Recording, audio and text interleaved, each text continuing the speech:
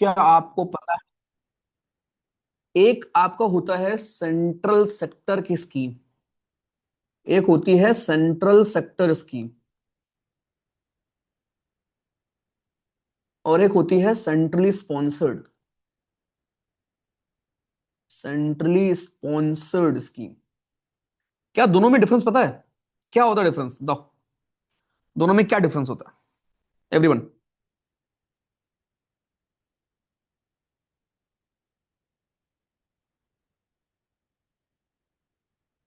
न जाने कब से उम्मीद कुछ बाकी है।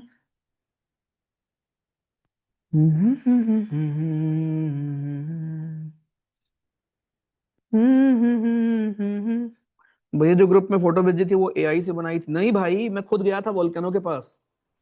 पहले मैं गया था एसिडिक वोल्केनो के पास, उसको हाथ में उठाया फोटो खींचा। फिर मैं गया था बेसिक वोल्केनो के पास, उसको उठा के खींचा। ठीक है, अब कल जाऊंगा कैल्ड्रा के पास। ठीक है, कैल्ड्रा को ढूंढूंगा और फिर उसमें उसमें कूद के फोटो खिंचाऊंगा। ठीक है, क्या कहते हो, चलेगा? हाँ, क्योंकि आपको समझ भी आना चाहिए ना।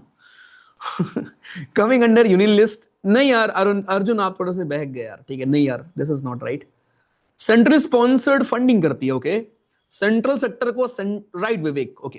देखो बहुत सिंपल है, जो आपके सेंट्रल सेक्टर की स्कीम्स हैं, ये आपकी वो स्कीम्स होती हैं जिसका पैसा रुपया सेंट्रल गवर्नमेंट बियर करती है। जो आपकी सेंट्रल गवर्नमेंट है, केंद्र की सरकार है, वो फुली 100% पैसा वो देती है। ऐसे आपके बहुत सारी स्कीम्स हैं जिसका 100% पैसा देगी केंद्र की सरकार। सेंट्रली स्पॉन्सर्ड का मतलब क्या होता है कि वो स्पॉन्सर करती है कुछ परसेंटेज। इसमें सेंटर का भी शेयर होता है, सेंट्रल गवर्नमेंट का भी शेयर होता है, और राज्यों की सरकार का भी शेयर होता है। तो जब मैं आपको इकोनॉमिक्स पढ़ाऊंगा तो आप एक चीज पढ़ते हैं वहां पर, और वो सवाल हर साल आता है। मतलब एवरी सिंगल ईयर एक सवाल फिक्स में, अगर आप मुझसे पूछोगे कोई एक सवाल बता दो, तो वही सवाल है। तो आपसे एक सवाल पूछता है कि जरा बताओ, सरकार अगर 1 रुपए कमाती है तो उस 1 रुपए में कितना रुपए सरकार कहां कहां खर्च करती है, कहां कहां से कमाती है। तो उधर मैं आपको दिखाऊंगा कि सरकार का मेजर जो पैसा है वो पेंशन देने में जाता है, सैलरी देने में जाता है, या आपके सेंट्रल सेक्टर स्कीम्स में जाता है। ठीक है, सरकार जो खर्च करती है मेजर पैसा वहां जाता है। तो ये हम इकोनॉमिक्स में पढ़ेंगे आगे जाकर। ठीक है, चलो ग्रेट। तो आज का हमारा टॉपिक है प्लेट टेक्टोनिक्स, या फिर आज के दिन जो हमें देखने को मिलती है पृथ्वी, इस तरीके से पृथ्वी आपकी हमारी कभी नहीं थी। ठीक है, जो आज आपको लगता है, राइट, आज जो आपको लगता है कि भैया ऐसा हमेशा से था क्या, राइट, ऐसा हमेशा से था क्या, राइट, तो ऐसा हमेशा से नहीं था। इसका मतलब ये हुआ कि आज के दिन जो आप ये पृथ्वी को देखते हैं, आज के दिन हमारी अर्थ कैसी है, देखो।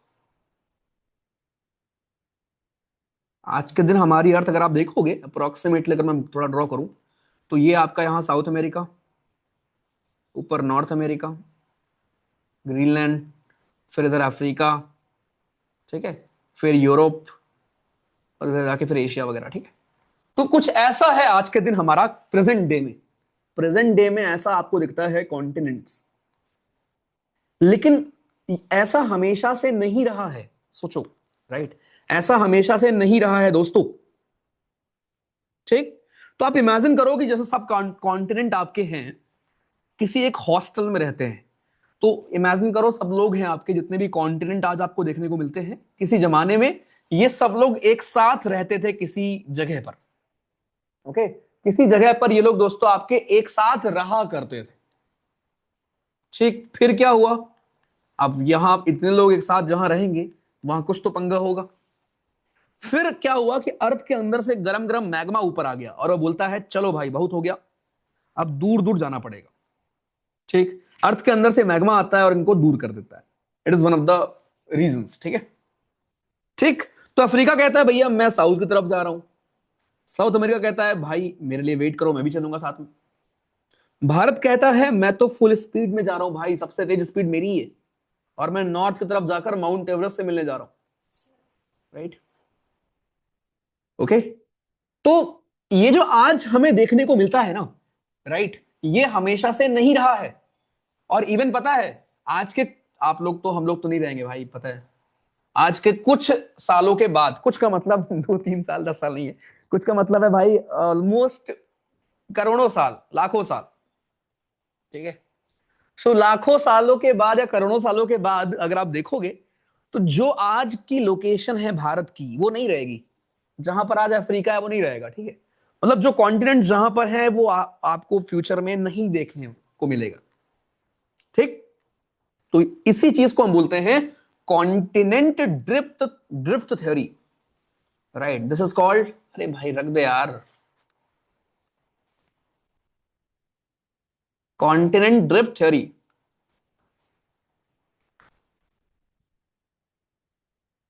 ठीक है। कॉन्टिनेंट ड्रिफ्ट थ्योरी हम इसी को बोलते हैं। इसका मतलब जो आपके कॉन्टिनेंट हैं वो कैसे ड्रिफ्ट हो रहे हैं, मतलब कैसे मूव कर रहे हैं। प्लेट टेक्टोनिक्स पर हम बाद में आएंगे, बट उसके पहले हम पढ़ेंगे कॉन्टिनेंट की ड्रिफ्ट थ्योरी क्या है भैया, ठीक है जी।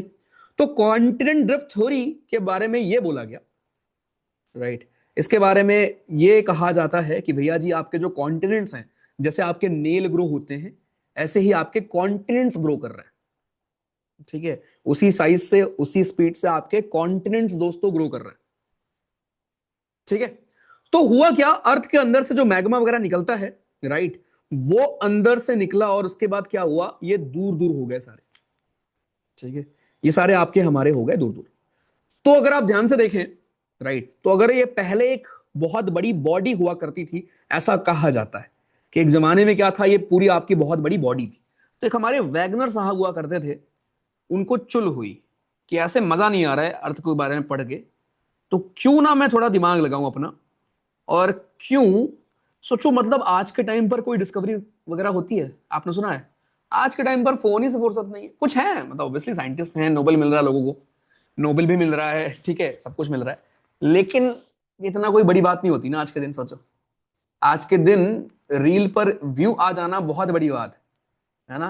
किसी की वीडियो लीक हो गई वो नेशनल न्यूज बन जाती है, किसी की शादी नहीं हो गई है ना, किसी की शादी में किसी ने चीटिंग कर दिया, वो नेशनल न्यूज है, प्राइम टाइम में आ रहा है, ठीक है। बट इस बार का नोबेल किसको मिला था, किस चीज के लिए? अगेन बेट कि भारत के किसी मीडिया ने नहीं दिखाया होगा कि जो नोबेल प्राइज मिला है इस बार वो किस चीज के लिए मिला है, राइट। उस चीज से क्या भला होगा मैनकाइंड का, है ना, या हमारा क्या भला होगा, राइट। तो भैया वही हाल है। तो एक वैगनर साहब थे, अब उस जमाने में फोन था नहीं, तो इन्होंने सोचा कि क्यों ना कुछ पढ़ाई वढ़ाई कर लिया जाए। तो वैगनर साहब ने बताया कि आज से 250 मिलियन साल पहले अगर मैं आपको लेके चलूं, ज्यादा नहीं बस 250 मिलियन साल पहले, 250 मिलियन साल पहले, अर्थ तुम्हारी लगभग 13.5 बिलियन साल पुरानी है, ठीक है, अर्थ सोलर सिस्टम तुम्हारा। तो हम केवल 250 मिलियन साल पहले जा रहे हैं। तो आज से 250 मिलियन साल पहले, राइट, इनके हिसाब से एक बहुत बड़ी बॉडी थी, सारे सब लोग एक ही घर में रहते थे, एक ही साथ खाते पीते थे। इसका नाम था पैंजिया। ये नाम पूछता है, जो जमीन था उसको, उसका नाम है दोस्तों पैंजिया, और जो पानी है उसका नाम है Panthalassa, Panthalassa. So Pangaea and Panthalassa, ठीक है। तो 250 मिलियन साल पहले वैगनर साहब ने बोला कि यार एक जमाना था जब सारे कॉन्टिनेंट एक साथ थे, और उस जमीन को हम पैंजिया के नाम से जानते थे, और उसके चारों तरफ समुद्र था, पानी था, एक ही पानी था, एक ही समुद्र था, जिसका नाम पैंथलासा था, ठीक, क्लियर, बढ़िया से, ओके।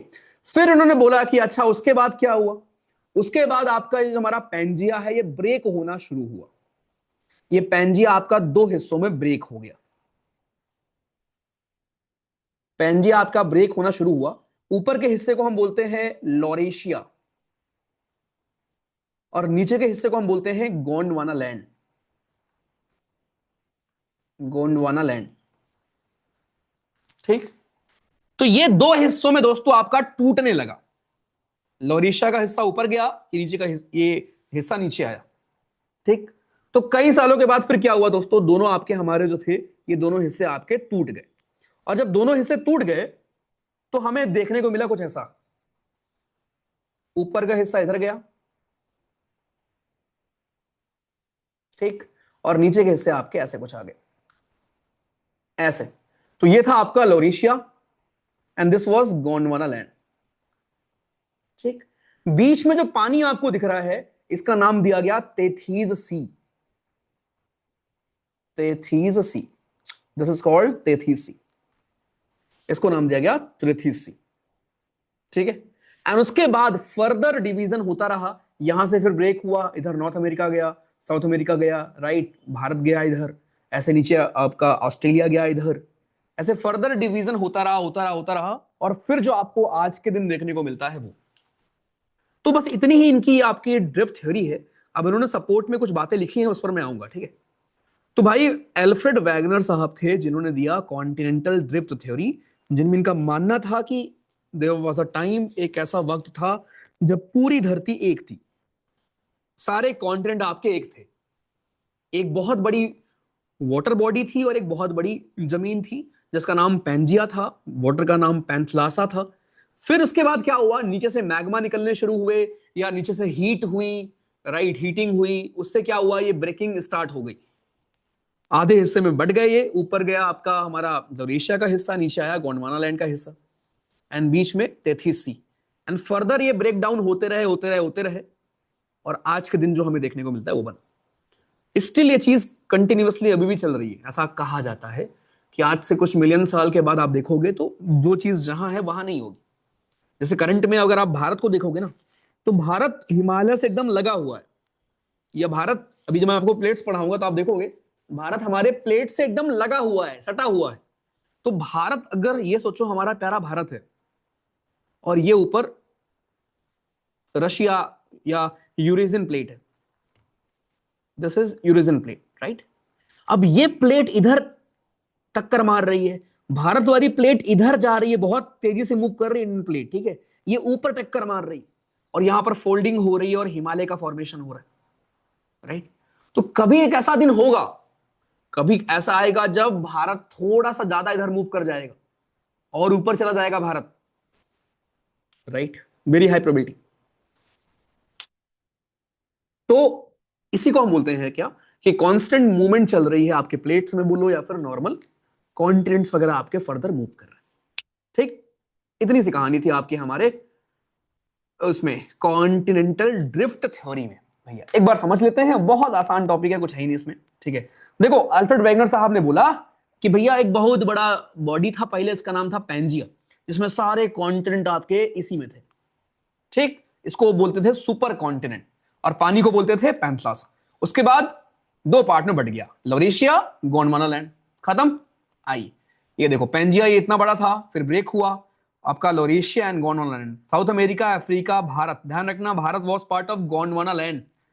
सारे लोग, साउथ अमेरिका इधर गया, अफ्रीका इधर आया, राइट, अंटार्कटिका नीचे गया, ऑस्ट्रेलिया यहां गया, भारत ऊपर गया, और बहुत तेज स्पीड से गया और जाकर टकरा गया इस यूरेशियन प्लेट्स। तो भारत हमेशा यहां नहीं है जहां आज हम लोग हैं, हमेशा भारत यहां नहीं था। तो सोचो मतलब क्या ऑड्स हैं कि आज के दिन अगर जहां भारत है वहां नहीं होता, तो ये जो आप मजे से एंजॉय करते हो, गर्मी भी, विंटर भी, रेनफॉल भी, कुछ जगह पर स्नोफॉल भी आपको देखने को मिलता है, मतलब भारत में आपको हर एक चीज मिल जाएगी यार। ऐसा वेदर शायद ही, ऐसे बहुत ही गिने चुने देश हैं जहां पे आपको देखने को मिलेगा, राइट। सोचो अगर भारत कहीं इधर उधर गया होता, ऑस्ट्रेलिया वगैरह में, तो क्या होता, भारत कहीं अगर ऑस्ट्रेलिया वगैरह में गया होता, इस तरफ ऑस्ट्रेलिया से अगर सट गया होता यहाँ पर, या यूरोप में चला गया होता, तो क्या होता। तो एक चीज तो पक्की थी कि आप यूपीएससी की तैयारी नहीं कर रहे होते, आप मुझसे नहीं पढ़ रहे होते। बाकी तो नहीं पता क्या होता, बट पेंजिया अखंड भारत था। ठीक है। हम्म। पेंजिया वाला अखंड भारत, गोरे होते हम, ओहो, ये बात तो है यार।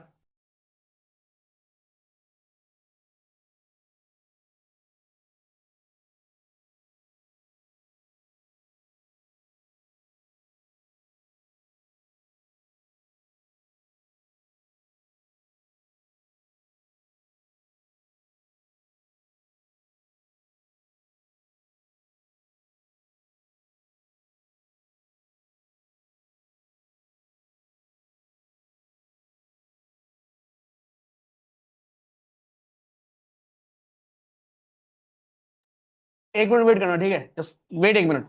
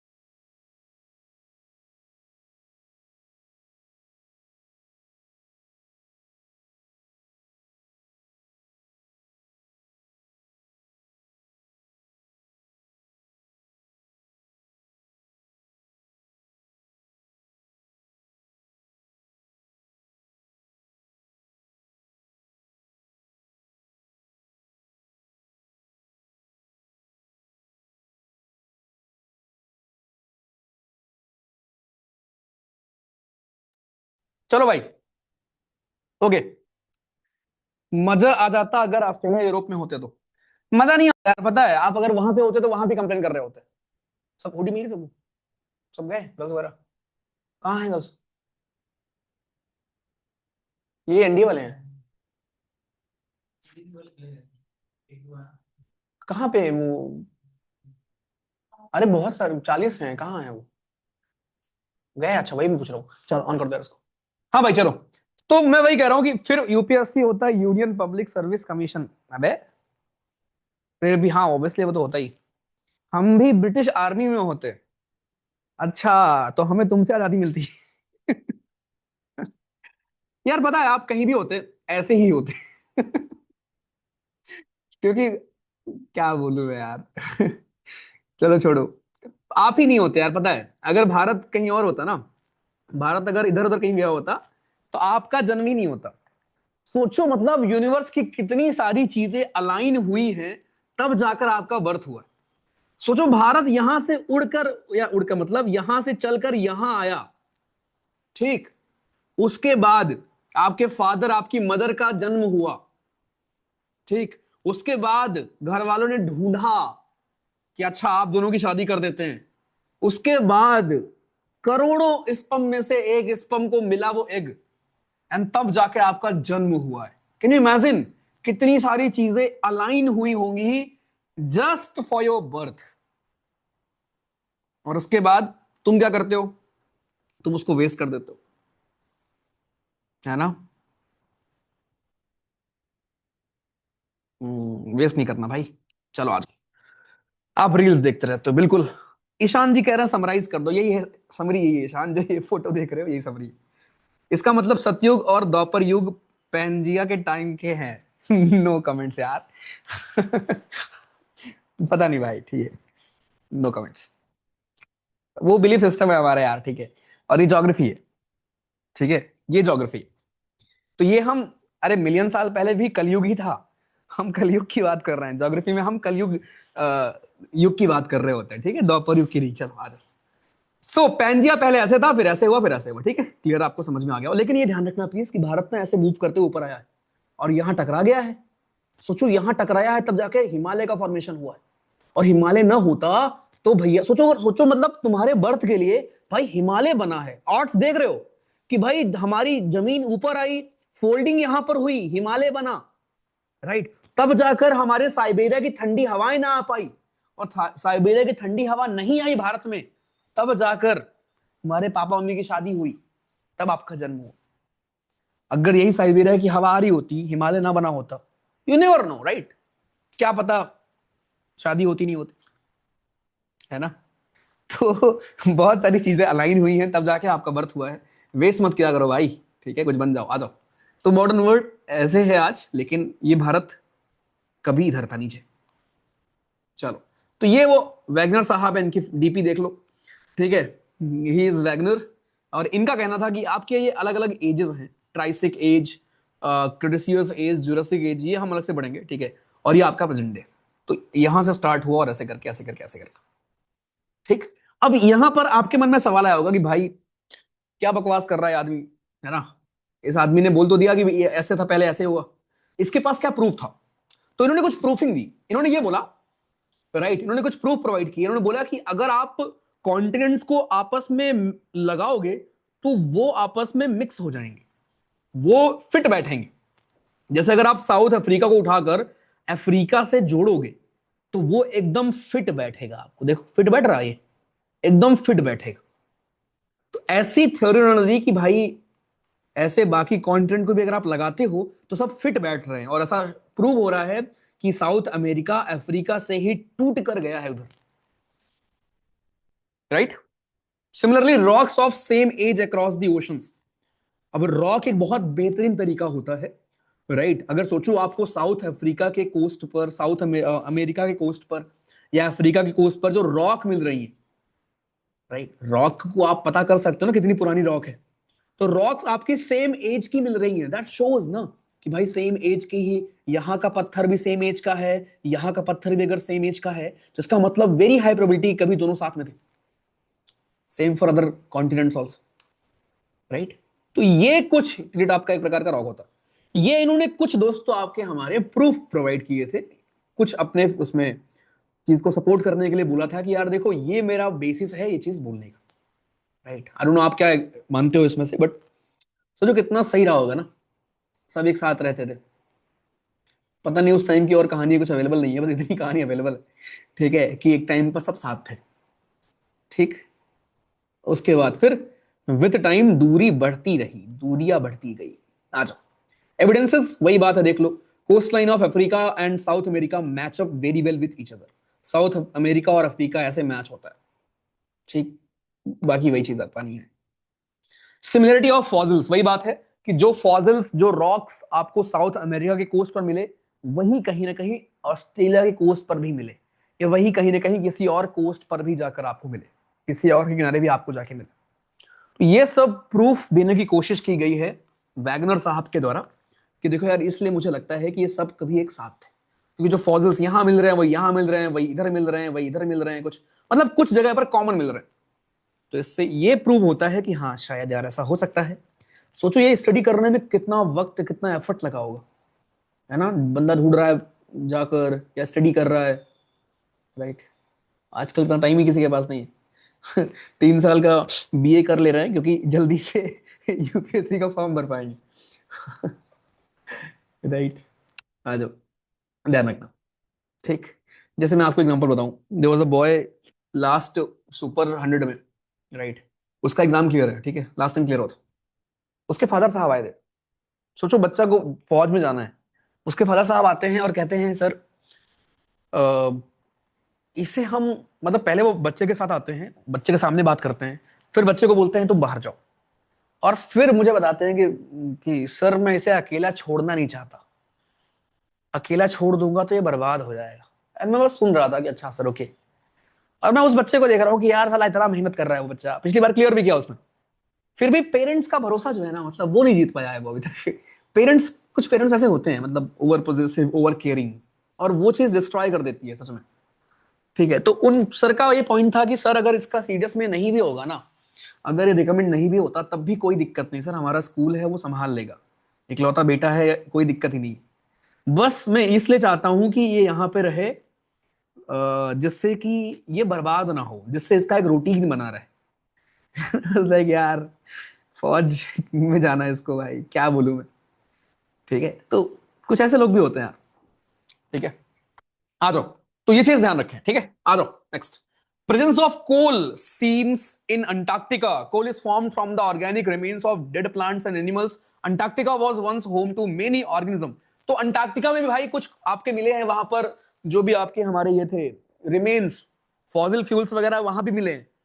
तो वहां कैसे आए होंगे इसका भी हिसाब लगाया गया कि किसी जमाने में ये सब एक साथ रहे होंगे और वहां से फिर इधर आ गया होगा। तो ये सारी बातें या सारे प्रूफ्स वैगनर साहब ने प्रोवाइड किए थे अपने चीजों को सपोर्ट करने के लिए। ठीक। तो ये इतनी कहानी थी आपके वैगनर साहब की। यहां से एग्जाम में बस इतना पूछेगा कि इसका नाम पेंजिया था, किसका नाम लोरेशिया था, कौन कहां ब्रेक हुआ, बस यही पूछता है आपसे। तो ये एक थ्योरी थी कि जो आज कॉन्टिनेंट बने हैं वो कभी ऐसे रहे होंगे। This was continent drift theory. अब हम आते हैं दूसरे थ्योरी में दोस्तों। अब इसके ये जो आपने देखा कि यार ये इधर उधर गए हैं, इसका रीजन दो दिया गया। एक तो आपका पोलर फ्लिंग फोर्स दिया गया, राइट, जिसमें बोला गया कि जब अर्थ रोटेट कर रही है तो एक पोलर फ्लिंग फोर्स डेवलप होता है, राइट, प्लस मैग्मा से जो आपकी हीट आ रही है। तो ये सब चीजें हैं जो कि हमारे कॉन्टिनेंट्स को दूर कर रही, एक दूसरे से दूर कर रही, अलग कर रही। टाइडल फोर्स को भी माना गया रीजन कि जो मून का अट्रैक्शन है, सन का अट्रैक्शन है, राइट, सन का और मून का अट्रैक्शन है। ओके, तो this is also one of the reasons कि आपका हमारा कॉन्टिनेंट्स आपके दूर हो रहे हैं। अब ये चीज ऑब्वियसली आपको आज फील नहीं होगी, करोड़ों साल के कॉन्टेक्स्ट में अगर आप देखोगे तो आपको फील होगी। ठीक है, चलो जी आगे। तो ये सब इनकी बातें थी। मेंटल का मूवमेंट हो रहा है, टाइड्स, अर्थ का स्पिन रोटेशन हो रहा है, इस वजह से मूव कर रहे हैं। ये इनके पॉइंट थे वैगनर साहब के। ठीक, okay. Most of the evidence was collected from the continental areas in the form of distribution of flora and fauna और डिपॉजिट्स लाइक टिलिट्स। तो ये आपको बताया गया कि स्टडी कैसे की गई थी। आपके बहुत सारे रॉक्स उठाए गए थे, राइट, आपके जंगलों से लेकर बाकी जगह पर डिपॉजिट्स देखे गए, या पुराने जीव जंतु को देखा गया कि अच्छा पहले कैसे थे अभी कैसे हैं। इन सब चीजों को दोस्तों देखा गया पोस्ट स्टडीज में। आप नेक्स्ट, कन्वेक्शनल करंट थ्योरी। अब ये एक और थ्योरी है, राइट, ये एक और थ्योरी है कि भैया कैसे आपकी हमारी प्लेट्स या कैसे आपका कॉन्टिनेंट्स हमारे मूव कर रहे हैं। उसके लिए एक और है आपकी कॉन्टिनेंटल करंट थ्योरी। ये क्या है भैया? सेम ही है, बस मैं एक्सप्लेन करता हूं पहले हिंदी में क्या है। अर्थ के मेंटल के अंदर आप समझ लो गरम गरम कोई चीज है, गरम गरम रसगुल्ला है उसके अंदर, ठीक, और वो गरम गरम रसगुल्ला गोल गोल घूम रहा है अंदर, गोल गोल घूम रहा है। जब गरम गरम रसगुल्ला अंदर गोल गोल घूमेगा तो जो ऊपर की परत होगी वो भी थोड़ा बहुत घूमेगी ना, थोड़ा बहुत आगे पीछे होगी ना, बस इसी को बोलते हैं कन्वेक्शनल करंट थ्योरी। आपने कन्वेक्शन वर्ड सीखा होगा क्लाइमेटोलॉजी में, राइट। कन्वेक्शन का मतलब क्या होता है? वर्टिकल ऐसे मूवमेंट, राइट, ठीक है। तो ऐसे आपका हमारा यहां मूवमेंट हो रहा होता है, राइट, और बस, ठीक है। तो यही है आपका। तो आर्थर होम्स थे एक, उन्होंने पॉसिबिलिटी डिस्कस की थी कि जो convection current operating in the mental, इन्होंने ये बोला था कि अच्छा भाई वैगनर तुम्हारी बात तो मैंने मान ली, मुझे ऐसा लगता है कि जो मेंटल की आप बात कर रहे थे ना, मेंटल में ना बहुत गर्मी है। हमें ऐसा लगता है कि मेंटल में चीजें आपके ऐसे राउंड राउंड घूम रही हैं, राइट, पूरे मेंटल में, और उससे क्या हो रहा है कि ऊपर की परत भी घूम रही। ये था आपका कन्वेक्शनल करंट थ्योरी। बस आ जाओ। The ocean floor is not just a vast plain but it is a full of relief. The mid oceanic, अब ये दोस्तों आपका था हमारा कन्वेक्शनल करंट थ्योरी। देन तीसरा आता है आपका सी फ्लोर स्प्रेडिंग थ्योरी। सी, और सच बताऊं जितनी भी थ्योरी अभी आपने पढ़े ना, एक भी काम की नहीं। ये सब गलत प्रूव हो गई। गलत प्रूव का मतलब उतना इनको फेवर नहीं किया गया जितना किया जाता है प्लेट टेक्टोनिक थ्योरी को, ठीक है। सो प्लेट टेक्टोनिक थ्योरी को ही हम प्रेफर करते हैं, लेकिन हमें यह भी पढ़ना पड़ेगा कि वैगनर की क्या थ्योरी थी या किसी और की थ्योरी क्या थी। तो एक सी फ्लोर स्प्रेडिंग थ्योरी भी दोस्तों आपकी दी गई, उसको दिया हैरी हैस ने, ठीक है। उसको देने वाले भाई थे हमारे हैरी हैस। तो हैरी हैस ने बोला कि पता है पानी के अंदर क्या होता है, पानी के अंदर नया ओशन का फ्लोर बनता है। कहां पर? मिड ओशनिक रिज के पास। और जो पुराना ओशन का फ्लोर है वो ट्रेंचेस में डिस्ट्रॉय हो जाते हैं। सो सी फ्लोर स्प्रेडिंग थ्योरी, नाम से आप समझ गए होंगे कि समुद्र का जो फ्लोर है ना वो भाई फैल रहा है, स्प्रेड हो रहा है। ऐसा कहा हैरी हैस ने। हैरी हैस ने बोला कि यार देखो, कॉन्टिनेंट्स वगैरह जो मूव कर रहे हैं ना, जमीन में जो मूवमेंट हो रही है ना, राइट, ये सब पानी के अंदर हो रहा है। पानी के अंदर क्या हो रहा है? पानी के अंदर की जमीन है वो मूव करती है, स्प्रेड करती है, और आपके नए ओशन फ्लोर बन रहे हैं वहां पर। तो सी फ्लोर स्प्रेडिंग थ्योरी ये कहती है कि आपके जो न्यू ओशन फ्लोर हैं, न्यू ओशन फ्लोर आपके बन रहे हैं, is formed at at mid oceanic ridges. जो आपके रिजेस वगैरह हैं अंदर, वहां पर नए ओशन के फ्लोर बन रहे हैं, राइट। नए नए आप मतलब नए नए आपके हमारे क्रस्ट बन रहे हैं वहां पर, जमीन बन रही नहीं आपकी। वहां से मैग्मा निकल रहा है, ठंडा हो रहा है, तो उससे क्या हो रहा है, क्रस्ट बन रहा है। तो इससे क्या हो रहा है, जो पानी के अंदर की जमीन है वो स्प्रेड हो रही है, फैल रही है। बस इतनी सी बात थी। This is your sea floor spreading theory. आ जाओ, ये वही है आपका। तो भैया जी हैरी हेस थे एक आपके, उन्होंने दिया था, इन्होंने बोला ही आर्ग्यूड दैट, बस आपसे पूछेगा कौन सी थ्योरी में क्या था।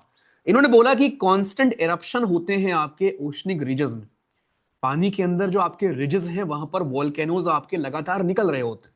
उससे क्या होता है, उससे आपका हमारा ओशनिक क्रस्ट रप्चर हो रही होती है, नया लावा निकल रहा होता है, और नया लावा पुराने वाली जमीन को पुश करता है, और वहां पर एक नई जमीन बन जाती है।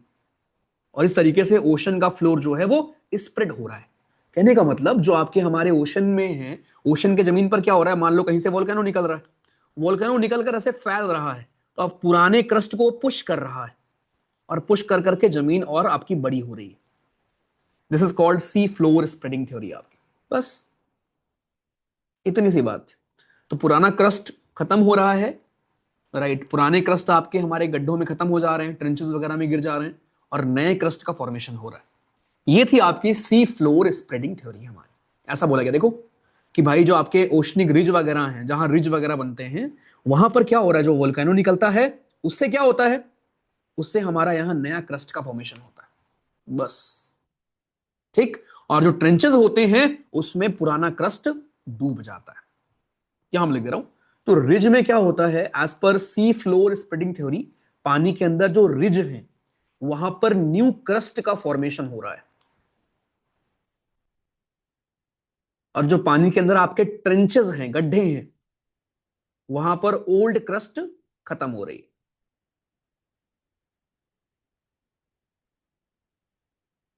खत्म बस। Let me summarise all three theory, उसके बाद हम आते हैं सबसे इंपॉर्टेंट थ्योरी पे। जो सबसे इंपॉर्टेंट हमसे काम की है वो है प्लेट टेक्टोनिक थ्योरी। ठीक है, पर उसके पहले हम आज क्या पढ़ रहे हैं दोस्तों, आज हम ये पढ़ रहे हैं कि भैया जो कॉन्टिनेंट आज हमें दिख रहे हैं क्या ऐसे हमेशा थे, नहीं। तो इसमें अलग अलग महानुभावों ने अपने अलग अलग राय दी थी। पहले आपके वैगनर साहब आते हैं। वैगनर साहब कहते हैं सब एक थे, एक जमाने में सब एक थे, और फिर मूवमेंट स्टार्ट हुई, राइट, अंदर से हीट वगैरह की वजह से, अर्थ के रोटेशन की वजह से, सन और मून के ग्रेविटेशन की वजह से, ये सब एक साथ एक्ट किए और हमारी जमीन को ऊपर नीचे कर दिया। बस उसके सपोर्ट में उन्होंने कुछ पॉइंट्स बताए कि यार देखो, अगर आप देखोगे तो यार ऑस्ट्रेलिया, सॉरी, साउथ अमेरिका और अफ्रीका आपस में मिल जाते हैं, ऐसा लगता है कि दोनों कभी साथ में थे। या जो चीजें आपको किसी और कॉन्टिनेंट में मिली, कोई भी फॉसिल फ्यूल्स, वो सेम रॉक, वो सेम फ्यूल कहीं और भी मिल रहा है आपको। इट शोज कि कभी ये लोग एक साथ थे। इतना ही था। उसके बाद दूसरा आपका आता है, एक और हमारे भाई साहब आते हैं बीच में, वो अपनी एक कन्वेक्शनल करंट की थ्योरी लेकर आते हैं। वो कहते हैं यार मुझे लगता है ना कि मेंटल में कन्वेक्शनल करंट है, और वो गोल गोल घूम रही है बहुत तेज, और उनके गोल गोल घूमने से क्या हो रहा है कि बाहर की जो जमीन है वो भी घूम रही, वो भी थोड़ा सा मूव कर रही। बस इतना ही था। फिर आता है एक सी फ्लोर स्प्रेडिंग थ्योरी, हैज भैया आते हैं हमारे, और वो कहते हैं यार देखो पता है क्या हो रहा है, जमीन के अंदर खूब वॉल्केनो निकलता है, तो जो आपके जमीन के अंदर रिजेस वगैरह हैं वहां से वॉल्केनो एरप्ट हो रहे हैं, और वॉल्केनो एरप्ट होकर वहां नया जमीन बन रहा है, और एक नया जमीन पुरानी जमीन को पुश कर रहा है, और कुछ पुरानी जमीन आपके जो पानी के अंदर गड्ढे हैं उसके अंदर गिर जा रही है, राइट, ट्रेंचेस में डिस्ट्रॉय हो जा रहे हैं पुरानी जमीन, और नए क्रस्ट का फॉर्मेशन हो रहा है लगातार। इससे क्या है, जो हमारे समुद्र का फ्लोर है वो फैल रहा है, स्ट्रेच हो रहा है। इसे वो कहते हैं सी फ्लोर स्प्रेडिंग थ्योरी। खत्म, दैट्स इट। इतना ही था भैया। अब एग्जाम में आपसे नाम हम पूछ लेता है, या किसने क्या बोला था वो पूछ लेता है। आते हैं दोस्तों हम लोग प्लेट टेक्टोनिक थ्योरी पर। वेरी वेरी इंपॉर्टेंट, ठीक है, सबसे आसान और सबसे इंपॉर्टेंट। तो फिर फाइनली जाकर 1967 में, जब, मुझे बताओ आशियान का फॉर्मेशन कब हुआ था, देखते हैं कितना तुम लोग पढ़ते हो। आशियान का फॉर्मेशन कौन सी ईयर में हुआ था? 2001 में। अच्छा, आशियान का फॉर्मेशन ईयर बताएंगे आप मुझे? 1967 में ही हुआ था, इसलिए मैंने पूछा, सामने मुझे दिख गया 67। ठीक है, इट वाज 1967। ऐसे रिलेट करा करो बे, जब आप पढ़ाई करते हो दोस्त तो ऐसे रिलेट किया करो। ठीक है, कि 1967 कहीं पे दिख गया तो रिलेट करो कि अच्छा यार थाईलैंड में ना इसी साल हमारे आशियान का फॉर्मेशन हुआ था। चलो, तो 1967 बहुत अभी की बात है यार ये तो हमारे मैकेंजी पार्कर और बाद में मॉर्गन भी आ गया सपोर्ट में। ये भाई लोग आए और इन्होंने बोला कि सब बकवास कर रहे हैं, ऐसा कुछ नहीं। ठीक है, इन्होंने ये बोला कि जो ये मूवमेंट हो रही है ना कॉन्टिनेंट्स की, it is due to plate, और ये बहुत हद तक सही है। ठीक है, इन्होंने ये बोला कि जो पूरी दुनिया है ना आपकी, इमेजिन करो ये दुनिया है, दुनिया को मैंने ऐसे शीट में खोल लिया। इन्होंने बोला पूरी दुनिया आपकी ऐसे अलग अलग प्लेट्स में बटी हुई है, कोई बड़ी प्लेट कोई छोटी प्लेट, ऐसे अलग अलग प्लेट हैं। ओके, ऐसे आपकी अलग अलग हमारी प्लेट्स हैं, और ये प्लेट्स आपस में मूव करते हैं, टकराते हैं, इधर उधर जाते हैं, आपस में मूवमेंट हो रही होती है इनमें। राइट, कोई कहीं जा रहा है कोई कहीं जा रहा है, फर्दर मूवमेंट ऐसे कहीं हो रही कहीं कुछ भी हो रही। ठीक है, तो अलग अलग प्लेट्स, अलग अलग कई सारी प्लेट्स हैं, मतलब सैकड़ों प्लेट्स होंगी। ओके, और उन प्लेट्स में मूवमेंट हो रहा होता है। और अगेन मेंटल वाली बात सही है कि हाँ भाई मेंटल में कुछ ना कुछ होता है, मेंटल में आपके कन्वेक्शनल करंट हमारी डेवलप होती है मेंटल, क्योंकि जो ऊपर का मेंटल का हिस्सा है वो थोड़ा सा लिक्विड है, तो सब कुछ वहीं से स्टार्ट होता है, वहीं से आपका ऊपर की तरफ आता है कन्वेक्शनल करंट वगैरह, एनर्जी वगैरह। तो वो इन प्लेट्स को कांस्टेंट मोशन में रखता है। मतलब आप ऐसे समझ सकते हो कि ये जो जमीन की हमारी ऊपर की प्लेट है ना, ये उसी जो मेंटल लिक्विड है ना उसी पर तैर रही है। ओके, उसके ऊपर तैर रही। जब उसके ऊपर तैर रही होंगी तो फिर क्या होता है, थोड़ा बहुत मूवमेंट होता रहता। ठीक, तो जमीन को आप ऐसे प्लेट्स में डिवाइड कर सकते हो। ये था बेसिस प्लेट टेक्टोनिक थ्योरी का। अब इसमें था क्या वो समझते हैं। सो इन्होंने बोला कि प्लेट्स आपके हॉरिजेंटली मूव करते हैं एस्ट्रोनोस्फेयर के ऊपर। एस्ट्रोनोस्फेयर का मतलब होता है अपर मेंटल, अपर मेंटल को ही आप दोस्त एस्ट्रोनोस्फेयर बोलते हो। ठीक है, सो आपकी हमारी अपर मेंटल पर ये मूवमेंट दोस्तों आपकी लगातार हो रही है। ठीक है जी, the theory of plate tectonics proposes that the earth lithosphere is divided into 7 major and some minor plates. 7 major plates हैं हमारे, और कुछ दोस्तों आपके माइनर प्लेट्स हैं, इनके नाम याद करने पड़ेंगे और एग्जाम में पूछेगा बिल्कुल कि जरा बताओ इनमें से कौन मेजर प्लेट है, इनमें से कौन माइनर प्लेट है, माइनर प्लेट अगर है तो किसके किसके बीच में है। आ जाओ देखते हैं। पहले बात करेंगे मेजर प्लेट्स की। अंटार्कटिका, बहुत आसान ट्रिक है, जितने भी आपके कॉन्टिनेंट्स हैं मेजर, वो सब आपके मेजर प्लेट में आते हैं। एक इंडो ऑस्ट्रेलिया भी है, ठीक है, सब आपके आएंगे मेजर प्लेट में। तो अंटार्कटिका दोस्तों ये है आपकी एक मेजर प्लेट। नॉर्थ अमेरिका एक और मेजर प्लेट। साउथ अमेरिका दिख रहा है आपको पूरा, ये एक प्लेट है पूरी, साउथ अमेरिकन प्लेट। अब देखो ये प्लेट एक है, ये एक दूसरी प्लेट होगी, ये एक तीसरी प्लेट होगी। अब ये प्लेट हो सकता है इधर मूव कर रही हो, ये प्लेट हो सकता है इधर मूव कर रही हो, आपस में टकरा रहे होंगे, इसलिए यहां पर पहाड़, एंडीज का पहाड़ बन रहा है यहां पर, है ना, यहां पर ऐसे पहाड़ बन रहे होंगे आपके। ठीक है, ठीक है दोस्त। Okay, South America American plate हमारी। पैसिफिक प्लेट ये है पूरा आपका दोस्तों रिंग ऑफ फायर का region, this is ring of fire. तो आप सोचो ये पैसिफिक प्लेट है, इधर आपका इंडो ऑस्ट्रेलियन प्लेट है, इधर यूरेशियन प्लेट है, ये नॉर्थ अमेरिकन प्लेट है, ये साउथ अमेरिकन प्लेट है, इनास्का प्लेट है। इतनी प्लेट आपस में टकराएंगी यहां पर, तो इसीलिए मैक्सिमम वॉल्केनो अर्थक्वेक यहीं आता है। ठीक है, पैसिफिक प्लेट मेजर प्लेट हमारी। India Australia New Zealand plate major plate है हमारी। अफ्रीका प्लेट मेजर प्लेट है, एंड यूरेशिया। तो ये सारी हमारी दोस्तों मेजर प्लेट्स थी। कौन कौन सी? यूरेशिया, यूरेशिया का मतलब हो गया यूरोप और Asia, Eurasia, Africa, Indo Australian plate अलग है ये, Pacific plate, South American plate, North American plate, Antarctica. All these are your major major major plates. आ जाओ, अब हम बात करेंगे माइनर प्लेट्स की। माइनर प्लेट्स आपकी बहुत सारी हैं, बस आपको याद रखना पड़ेगा कि कौन किसके बीच में है। स्लाइड में जानबूझकर मैंने उनके वो लगवाए थे लोकेशंस। ठीक है, this is your Cocos plate, ये आपकी हमारी सेंट्रल अमेरिका और पैसिफिक प्लेट के बीच में, इस तरफ सेंट्रल अमेरिका है, इस तरफ पैसिफिक प्लेट है, नियर मैक्सिको। ये आपका साउथ अमेरिका और पैसिफिक प्लेट के बीच में नाज़का प्लेट, जो आपने अभी ऊपर देखा था। अरेबियन प्लेट पता है आपको कहां है। फिलिपिन प्लेट पता है कहां होगा। कैरोलिन प्लेट देख लो। फूजी प्लेट, ऐसे बहुत सारी सैकड़ों प्लेट्स होंगी। एनेटोलियन प्लेट, यहां पर बहुत ज्यादा अर्थक्वेक आता है, बहुत ज्यादा। टर्की में भूकंप आया था अभी एक दो साल पहले, 3 साल पहले, इसी प्लेट में आया था। एनेटोलियन प्लेट आपका यहीं पर है। कैरेबियन प्लेट हमारी है। Scotia plate, Somali plate. तो सोचो जमीन के इतने टुकड़े हैं, इतनी जमीन है हमारी, इतने टुकड़े हैं जमीन के। तो पूरे जमीन में जब ये आपस में मूव करते होंगे थोड़ा बहुत, राइट, तो क्या होता होगा सोचो। इसीलिए आपके आते हैं अर्थक्वेक या वोल्केनो।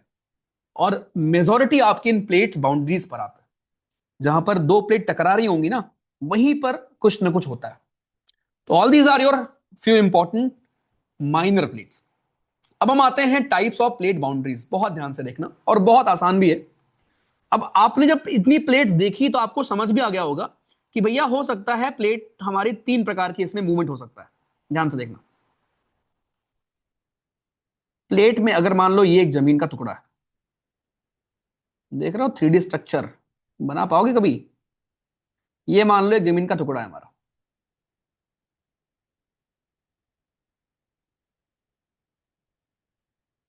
ठीक है। ये है एक प्लेट हमारी, फॉर एग्जांपल ये ले लो आप हमारी पैसिफिक प्लेट। ऑल दो जमीन बना दी मैंने, पानी वाली प्लेट है वो, पैसिफिक प्लेट। एंड ये ले लो आप south American plate for example, ठीक है। अब 3 पॉसिबिलिटी आपकी हो सकती है, आपको पता है। या तो ये प्लेट इधर मूव कर रही होगी और ये प्लेट भी इधर मूव कर रही होगी। ऐसी प्लेट बाउंड्री को आप कहते हैं कन्वर्जेंट प्लेट बाउंड्री। ऐसी प्लेट बाउंड्री को हम कहते हैं कन्वर्जेंट प्लेट बाउंड्री। ऐसी प्लेट बाउंड्री है दोस्त ये जहां पर चीजें आपकी कन्वर्ज हो रही होंगी, इधर उधर आ रही हैं चीजें हमारी दोस्तों, हो रही हैं कन्वर्ज, ठीक है। ध्यान रखना, ओके, चीजें हमारी यहां पर कन्वर्ज हो रही है, ठीक है। अब जहां पर कन्वर्जन प्लेट बाउंड्री होता है, मैक्सिमम अर्थक्वेक वहीं आता है। मैक्सिमम अर्थक्वेक, मैक्सिमम वोल्केनो यहीं पर दोस्तों आपको देखने को मिलेगा, ठीक है। जब आप इधर सोचो, आप ये प्लेट इधर मूव करेगी, ये प्लेट इधर मूव करेगी, बीच में क्या होगा। अगर सोचो मैं आपको पुश कर रहा हूं, आप मुझे पुश कर रहे हो, एक टाइम ऐसा होगा ना, क्या तो आप गिर जाओगे या मैं गिर जाऊंगा, राइट। तो जब ऐसा होगा तो एक प्लेट दूसरी प्लेट के ऊपर चढ़ जाएगी। तो आप इमेजिन करो कि अगर ये प्लेट इस प्लेट के ऊपर चढ़ जाएगी तो यहां पर अपलैंड नहीं बन जाएगा, क्योंकि ये ऊपर आ गई। तो यहां पर इसी को बोलते हैं फोल्डिंग होना। यहां की जमीन उठ जाएगी, क्योंकि अगर सोचो इतना हिस्सा इसके ऊपर यहां पे आप बैठ जाए, तो ये प्लेट अब आपको ऐसे दिखेगी, ऐसे चढ़ी हुई, है ना, ऐसे आपको चढ़ी हुई दिखेगी, राइट। तो ये जो फोल्डिंग हुई, राइट, ये जो अपलैंड बना, यही इसी को बोलते हैं पहाड़ का फॉर्मेशन। ओके, ऐसे बनते हैं आपके पहाड़। और यहीं पर जो प्लेट नीचे दब गई, उसी में आपका मैग्मा फंस जाता है, उसी में आपके सब कुछ होते हैं। तो इसीलिए मैक्सिमम वोल्केनो और अर्थक्वेक आपका आता है कन्वर्जेंट प्लेट बाउंड्री पर, जहां दो प्लेट एक दूसरे की तरफ आती। इसी का उल्टा है डाइवर्जेंट, जहां पर एक प्लेट मान लो जा रही है आपकी इधर, दूसरी जा रही है इधर। तो यहां पर बीच में रिजेस बनते हैं आपके। अब सोचो, तुम्हारी एक टांग पकड़ के कोई इधर खींचे और एक टांग पकड़ के कोई और खींचे, क्या होगा बीच में। बीच से आप कट जाओगे, साफ हो जाओगे, है ना। अगर जमीन को इधर आप खींच रहे हो, कुछ लोग इधर जा रही है एक प्लेट यहां जा रही है, तो बीच में गड्ढा ही तो होगा। और फिर उस गड्ढे में वोल्केनो वगैरह आपके एक्टिव होंगे, वोल्केनो मैग्मा भरा जाएगा और फिर वहां भी रिज आपके बन जाते हैं, ठीक है, वहां पर भी रिजेस वगैरह आपके बन जाते हैं। तो ये दो मूवमेंट हो गए, इसको आप बोलते हैं divergent plate boundary. This is divergent plate boundary. यहां भी थोड़े बहुत आते हैं अर्थक्वेक वोल्केनो, लेकिन कम आते हैं as compare to conversion. And then एक आपका होता है ट्रांसफॉर्म्ड या ट्रांसवर्स, कुछ भी बोल लो, जहां पर पैरेलल मूव कर रही होती हैं आपकी प्लेट्स। प्लेट्स पैरेलल मूव कर रही होती हैं, कोई भी यहां पर कोई भी दिक्कत परेशानी कुछ नहीं होगा, ना ही डिस्ट्रक्शन होगा, ना ही कंस्ट्रक्शन होगा, ना ही कुछ बनेगा, ना ही कुछ टूटेगा, क्योंकि दो प्लेट एक दूसरे को डिस्टर्ब नहीं कर रही हैं, पैरेलल मूव कर रही हैं। इसको बोलते हैं ट्रांसफॉर्म प्लेट बाउंड्री। तो तीन प्लेट बाउंड्री आपने पढ़े, कन्वर्जेंट, डाइवर्जेंट और ट्रांसफॉर्म। आ जाओ देख लेते हैं। डाइवर्जेंट में क्या होगा भैया, अब यहां आपको समझ में आएगा फोटो में। डाइवर्जेंट में क्या होगा कि भैया ये इधर जा रही है, इधर जा रही है, तो नीचे क्या होगा, रिज बनेगा, और जो वोल्केनो वगैरह आएंगे वो यहां पर कुछ बना देंगे। ठीक। New crust is generated as the plates pull away. ध्यान रखना, आपका जो हमारा डाइवर्जेंट प्लेट बाउंड्री है उसको हम कंस्ट्रक्टिव प्लेट बाउंड्री भी कहते हैं, क्योंकि वहां कुछ ना कुछ बनता है। तो नए क्रस्ट का फॉर्मेशन होता है, is generated as the plates pull away from each other. ठीक। कन्वर्जन में क्या होगा, देखो ये आपकी एग्जांपल है कन्वर्जन प्लेट बाउंड्री के। देखो इधर से ये प्लेट, इधर से ये प्लेट, बीच में देखो उठ गया है, बीच में उठ गया है पहाड़, क्योंकि कोई प्लेट होगी जो ऊपर आ चुकी होगी दूसरे प्लेट की। एक प्लेट नीचे सबडक्ट हो चुकी होगी, दूसरी प्लेट उसके ऊपर आ चुकी होगी। ठीक है, पता कि ये सब होने में हजारों करोड़ों साल लगे होंगे यार, एक दिन की बात नहीं। तो देखो कन्वर्जन जोन में क्या होता है दोस्त, दो प्लेट हैं, एक प्लेट नीचे चली जाएगी, जैसे ही एक प्लेट नीचे गई ऊपर वाली प्लेट उठ जाएगी ना, और इसी उठने को आप बोल देते हो पहाड़ बन गया। तो यहां पर पहाड़ बन जाएगा, फिर उसमें से वोल्केनो वगैरह निकलने लगता है आपका, और मैक्सिमम वोल्केनो आपके यहां आते हैं, क्योंकि यहां नीचे ये जब प्लेट दबती है तो यहां मैग्मा का फॉर्मेशन होता है आपके। बस। अब ये देखो तीन प्रकार के आपके हमारे हो सकते हैं बाउंड्री, या तो एक ओशन की प्लेट हो, एक कॉन्टिनेंट की, या आपकी दोनों वैसी हो, या आपकी एक ओशन एक कॉन्टिनेंट, या एक कॉन्टिनेंट एक, दो कॉन्टिनेंट या दो ओशन। इतनी सी कहानी थी, इतना सा एक छोटू सा चैप्टर था आपका ये।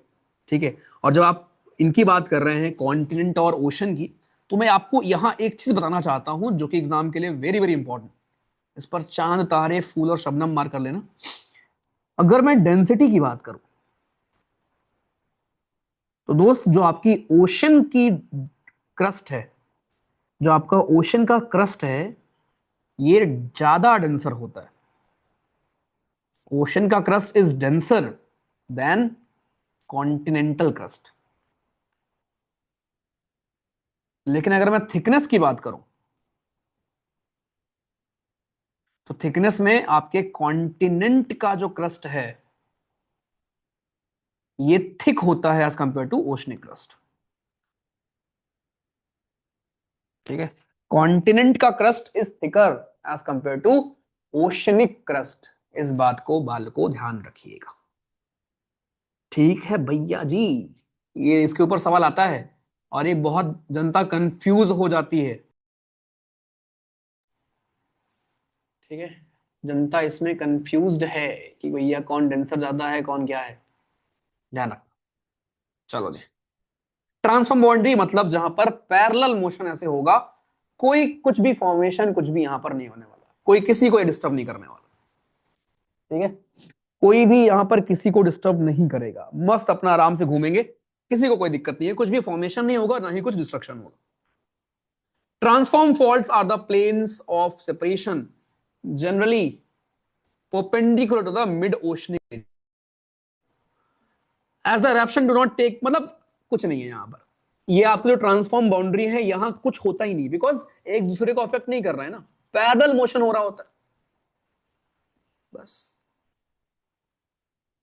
रेट क्या है आपके प्लेट मूवमेंट का, राइट अब ये याद रखना, very very important. The strips of normal and reverse magnetic field that parallel the mid oceanic ridge, ये हेल्प करता है साइंटिस्ट को पता लगाने में कि प्लेट की मूवमेंट की स्पीड वगैरह क्या है। अब ये रेट आपके वेरी करते हैं बिल्कुल, ठीक है, दीज रेट्स डू वेरी। बस एक चीज ध्यान रखो कि जो आर्कटिक रिज है वो स्लोवेस्ट रेट से मूव करता है, और जो east Pacific rise near Easter island and south Pacific about 3400 kilometre west of child has the fastest rate. बहुत छोटी छोटी प्लेट्स हैं ये, ठीक है, लेकिन इनका मोशन सबसे तेज होता है। ठीक। तो कुछ प्लेट्स, आर्कटिक वाली जो आपकी प्लेट है अंदर, उसका मोशन सबसे स्लो है, राइट। साउथ पैसिफिक अगर आप देखेंगे, राइट, ईस्ट पैसिफिक राइज और साउथ पैसिफिक, इन दोनों का फास्ट है कहीं ना कहीं। Concept of seafloor spreading and unified theory of plate tectonics have emphasized that both the surface of the earth and the interior are not static and motionless but are dynamic. आज की class से ये शिक्षा आपको मिली होगी कि ना तो जमीन के ऊपर कोई चीज कांस्टेंट है और ना ही जमीन के अंदर। जमीन के अंदर भी आपके मेंटल वगैरह में क्या हो रहा होता है, मूवमेंट हो रही होती है। ठीक है, मेंटल के लेवल पर भी दोस्तों आपकी हमारी मूवमेंट हो रही है। ठीक, सिमिलरली ऊपर तो प्लेट मूव ही कर रही, तो अगर पृथ्वी मूव कर रही है इतना सब कुछ होने के बाद भी आप क्यों पड़े रहते हो यार दिन भर एक जगह पर? कुछ किया करो, मेहनत किया करो, रिवाइज किया करो। ठीक है, हमें ये सीखने को मिलता है। The mobile rock beneath the rigid plates is believe to be moving in a circular manner. वही बात है कि ऐसा मानते हैं कि जो मेंटल में आपकी रॉक्स वगैरह हैं या जो भी चीजें हैं वो सर्कुलर फॉर्म में मूव कर रही हैं। ठीक, जो प्लेट को मूव कराने में हेल्प करती है। ठीक है, रिपीटेड आपका फ्लो हो रहा होता है जिसको आप कन्वेक्शन सेल बोल सकते हो अंदर। ठीक है, यहां वही बात लिखी होगी आपकी। बस ये देखो, मतलब ऐसा माना गया कि आपके मेंटल में, ठीक है, आपके मेंटल में ऐसे गोल गोल, वो जो रसगुल्ले वाली बात थी ना, गोल घूम रहा है, सबको मिक्स कर दिया गया। तो प्लेट टेक्टोनिक थ्योरी ने सबसे थोड़ा थोड़ा ले लिया। ठीक है, ये समझदार लोग थे ना, इन्होंने सबसे उठा लिया कि अच्छा एक ने बोला था, ठीक है, उसकी बात भी सही थी। तो इन्होंने बोला कि यार देखो मेंटल में ना ऐसे गोल गोल गोल गोल गोल गोल मूवमेंट हो रहा है। ठीक है, और उसकी वजह से भी प्लेट्स में मूवमेंट आ रहा है। बस इतनी सी थी कहानी। Heat within the earth comes from two main source, radioactive decay, residual heat जो आपके अर्थ के अंदर की होती है। राइट, बस और कुछ नहीं। यूरेशियन प्लेट ये आपको दिखाया गया है कि कुछ प्लेट्स की लोकेशन देख लो, और ये बहुत इंपॉर्टेंट है भारत के कॉन्टेक्स्ट में दोस्तों। यहां पर जो हिमालय का फॉर्मेशन हुआ है, right, subduction zone along the Himalayas forms the northern plate boundary in the form of continent continent convergence. Indian plate भी आपकी कॉन्टिनेंट प्लेट है, यूरेशियन प्लेट भी आपकी कॉन्टिनेंट प्लेट है, दोनों आपस में टकराती है, यहां बनता है हिमालय। ठीक, in the east it extends through Rakhine Yoma mountains of Myanmar. ये बहुत दूर तक जाता है, ऐसा नहीं कि बस यहीं पे खत्म। ठीक है, भारत जहां खत्म वहां खत्म नहीं होता, म्यांमार तक जाता है। The eastern margin is a spreading site lying to the east of Australia in a form of oceanic ridge in south west Pacific. मतलब ये ऑस्ट्रेलिया के एकदम अगर ऊपर देखोगे, राइट, एकदम ईस्ट में आपको मिलेगा, वहां तक इंडियन प्लेट और यूरेशियन प्लेट का टकराव हो रहा होता है। ठीक, जिसकी वजह से आपके फोल्ड माउंटेन्स बनते हैं या हिमालय का फॉर्मेशन होता है। ये देख लो, western margin follows Kirthar mountain of Pakistan, यहां से शुरू होता है और पूरा दोस्तों यहां तक जाता है। ठीक है, सोचो यार, ये ऐसे पुश कर रहा होगा, ये ऐसे पुश कर रहा होगा, एक प्लेट नीचे दब गई होगी, एक प्लेट ऊपर आ गई, वही आपके पहाड़ बन गए यहाँ पर। है ना इंटरेस्टिंग? यार जमीन पर खड़े रहते हो, you can not even imagine यार ये पहाड़ कैसे बना होगा, है ना? हम फील भी नहीं कर सकते, हमें लगे यार एक पहाड़ है, कैसे पहाड़ आ गया पहाड़, ठीक है, राइट।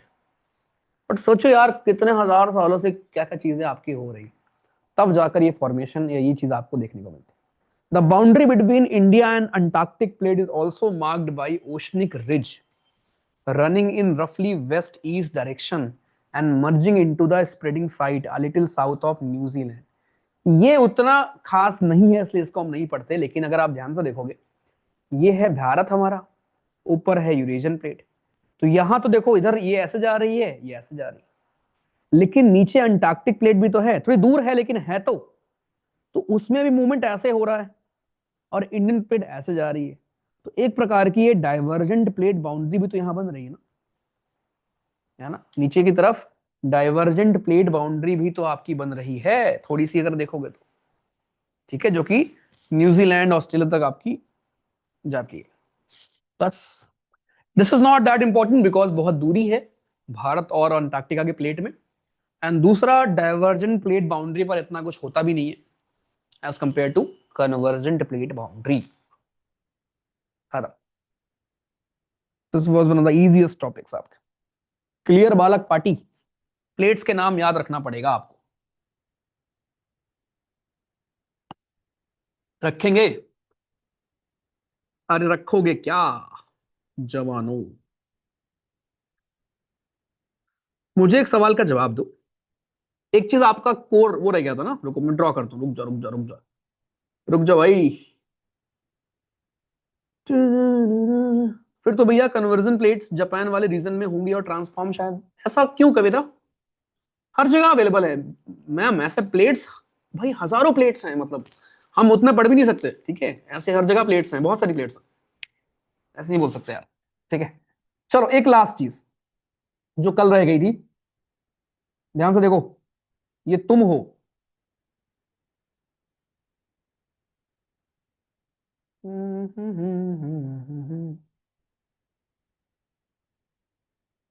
अभी आप मस्त वोकैब पढ़ेंगे,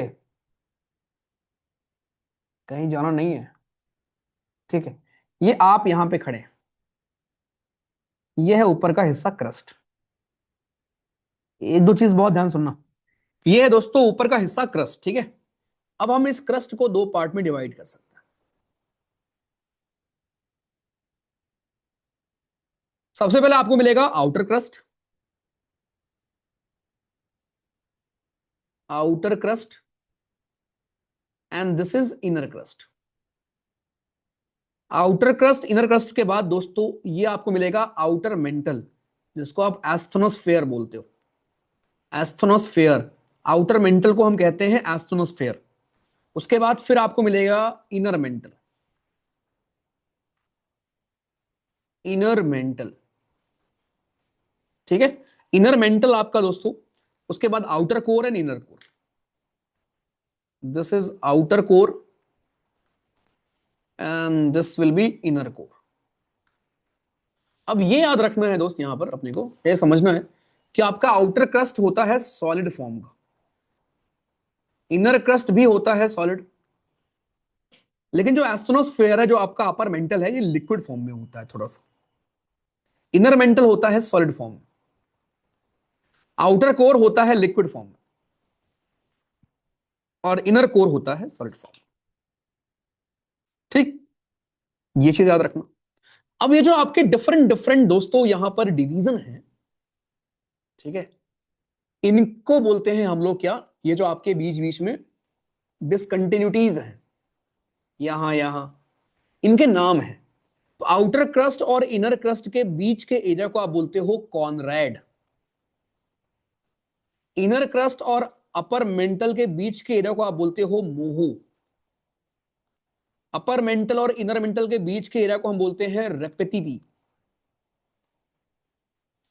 इनर मेंटल और आउटर कोर के बीच के एरिया को आप बोलते हो ग्यूटेनबर्ग, ग्यूटेनबर्ग, और आउटर कोर और इनर कोर के बीच के एरिया को आप कहते हैं लेहमन। तो ये आपसे ऑर्डर में लगाने को दे देगा कि आप क्रस्ट से कोर जा रहे हो, जरा बताओ बीच में कौन कौन सी डिसकंटिन्यूटीज आएंगी। डिसकंटिन्यूटी का मतलब, जैसे आपको याद हो मैंने आपको पढ़ाया था, थर्मोस्फेयर, ट्रोपोस्फेयर, ट्रोपोस्फेयर के बाद आएगा ट्रोपोपॉज। तो ये काइंड ऑफ बफर जोन होते हैं बीच में, ठीक है? इनको याद करने की ट्रिक है कुमारी गल, वेरी आसान ट्रिक, कुमारी गल। का फॉर कॉनरैड, मा फॉर मोहो, आर फॉर रिपित्री, जा फॉर गुटनबर्ग, ला फॉर लेमन। खत्म, ठीक है? एक और चीज ध्यान रखना कि जब आप डेप्थ में जा रहे होंगे तो आपकी डेंसिटी, प्रेशर और टेम्परेचर, तीनों चीज इंक्रीज होंगी। जब भी आप डेप्थ में जा रहे होंगे दोस्त, तीनों ही चीज दोस्तों आपकी इंक्रीज होगी, ये बात ध्यान रखें, बस इतना ही आपको ध्यान रखना है। ठीक, अच्छा एक और चीज, डेंसिटी भी आपकी इंक्रीज होगी, अब तो वो बता दिया। तो कभी कभी ना आपसे डेंसिटी को ऑर्डर में लगाने को देता है कि यार जरा बताओ आउटर कोर की डेंसिटी कितनी हो सकती है अप्रोक्सीमेटली, राइट? या इनर कोर ज्यादा होगी उससे कम होगी? तो डेंसिटी का ऑर्डर भी कभी कभी हमसे एग्जामिनेशन में पूछ लेता है। चलो भैया, दिस वॉज हमारी पेट बाउंड्री, ठीक है? अब एक होमवर्क मैं आपको दे रहा हूं, पहले बात तो इसको रिवाइज करेंगे। एक होमवर्क है, रॉक को आपको पढ़ के आना है, मैं स्लाइड भेजूंगा रॉक की भी। और होमवर्क ये होगा आपके इस वीकेंड का कि पहली बात तो प्लीज बैकलॉग खत्म कर लें, क्योंकि अगले हफ्ते टाइम नहीं मिलेगा। नोट्स अपनी बना लें, ये स्लाइड से ना पढ़ें जरा, कृपया करके रिक्वेस्ट है। खुद लिखोगे 56 बार तो आपको और ऐसा नहीं कि नोट्स एकदम ऐसी बनाओ कि सबको समझ में आए, आपको समझ में आनी चाहिए, और बहुत शॉर्ट में बनाया करो, पूरी किताब मत लिखा करो नोट्स में। तो आपकी नोट्स में मोस्ट प्रोबेबली चेक करूंगा अगले सैटरडे को, पूरी फिजिकल ज्योग्राफी जैसे आपने बायो की थी, ठीक। एंड तीसरा, कल परसों का होमवर्क आपका ये होगा कि मैं रॉक आपको दूंगा, वो रीड करके आना अलॉन्ग विथ आपके बाकी काम, ठीक। चलो, thank you so much. CAPF वाले जा सकते हैं, बाकी सीरियस वाले मैम ब्रेक देना है क्या?